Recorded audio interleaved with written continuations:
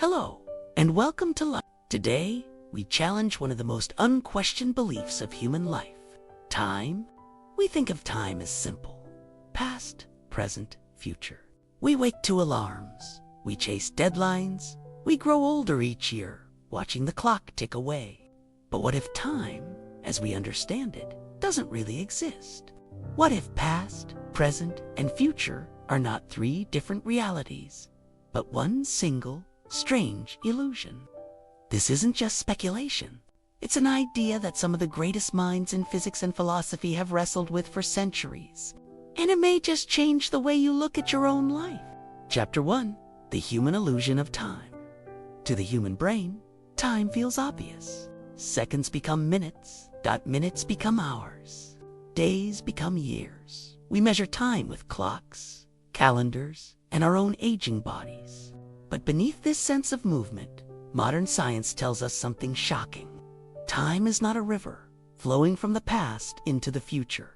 Albert Einstein once said, the distinction between past, present, and future is only a stubbornly persistent illusion. For Einstein, time doesn't flow at all. Instead, every moment that has ever happened and ever will happen exists simultaneously in the fabric of the universe. Imagine holding a loaf of bread. Each slice represents a moment. Yesterday, today, tomorrow, the day you were born, the day you will die. To you, life feels like you're eating one slice after another, moving forward. But in reality, the entire loaf already exists. You just experience it one slice at a time. This view is called the block universe theory, and it means that right now, your childhood still exists. Your old future, waiting to happen, already exists. You are simply not there yet. It is a humbling and slightly terrifying thought. Chapter 2. Ancient questions about time. Long before Einstein, philosophers wrestled with time's mysteries. St. Augustine once said, what then is time? If no one asks me, I know. If I wish to explain it to him who asks, I do not know. Augustine pointed out something profound. We all live in time, yet we cannot define it. The past no longer exists. The future does not yet exist, and the present slips away the moment we try to grasp it. The Buddha taught a similar truth. Everything is impermanent. Clocks may mark time, but what they truly mark is change. The constant arising and fading of moments. To cling to anything, youth, love, life itself, is to suffer, because time ensures all things change. Nietzsche went further, offering one of the most radical challenges ever imagined: the idea of eternal recurrence. What if your life, exactly as it is, were to repeat endlessly, again and again, forever? Would you curse this fate or embrace it? For Nietzsche, the meaning of life was to live so fully, so courageously, that you could say yes to eternal repetition. Each of these thinkers points to the same mystery. Time is not just something we measure, it is something we must confront. Chapter 3. Time in the modern world. Our ancestors lived with time differently. They followed the cycles of the sun, the seasons, the harvest. Their lives were measured in natural rhythms. But today, time is everywhere. Industrialized, digitized, monetized. The ticking of the clock became the rhythm of factories during the Industrial Revolution. Now, in the digital age, we live by seconds, notifications, and deadlines. We speak of saving time, wasting time, running out of time. But think about that for a moment. What exactly are we wasting? Can time be owned, saved, or spent? Or is it simply the measure of change, while we are the ones who waste ourselves? Psychologists tell us we live in constant time anxiety. We regret the past, we fear the future, and we rarely live in the present.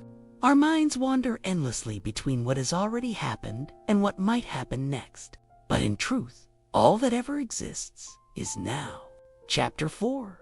The Physics of Time. In physics, time becomes even stranger. Einstein's theory of relativity shattered the idea of universal time. For someone standing still, a minute may pass normally, but for someone traveling at near the speed of light, that same minute could feel like an hour. This phenomenon is called time dilation.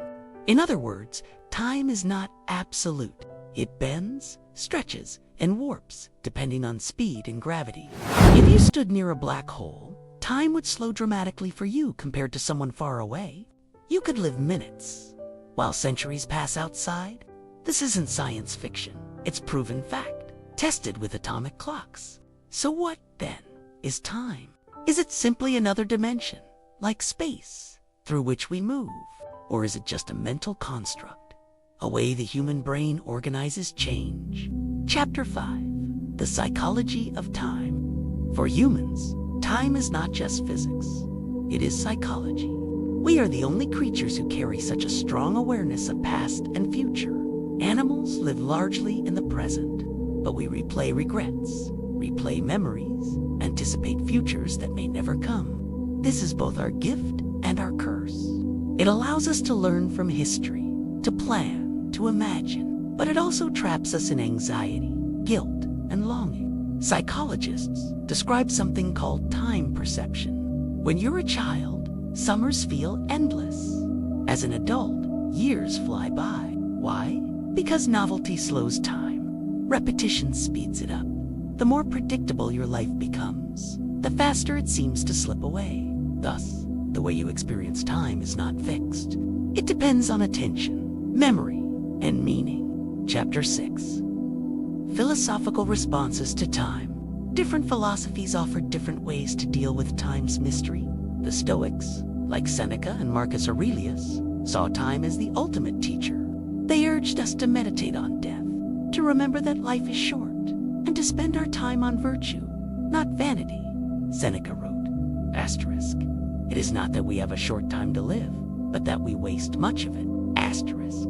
The Buddhist path teaches mindfulness, grounding ourselves in the present moment, because it is the only reality we ever have.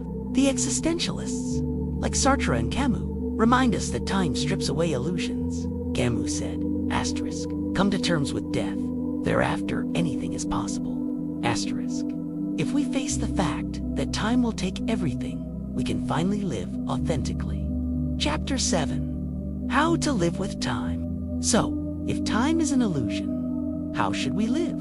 The answer is not to deny it, but to master our relationship with it. Here are a few practices. 1. Memento mori. Remember, you will die. Not to be morbid, but to sharpen your awareness of what truly matters. 2. Mindfulness. Anchor yourself in the present. Stop being haunted by past or enslaved by future. 3. Novelty. Seek new experiences, learning, and challenges. They slow time's perception and deepen its meaning. For Nietzsche's test, ask yourself, would I want to live this moment again and again for eternity? If not, change it. Conclusion, the final paradox. So, what is time? Is it a dimension of the universe, a stubborn illusion, or simply the measure of change? Perhaps the truth is this. Time is not something out there. It is something in here, a lens through which we experience existence. But here's the paradox. Even if time is an illusion, it is the only one we have. Every tick of the clock is a reminder, not that time is passing, but that you are. So use it well.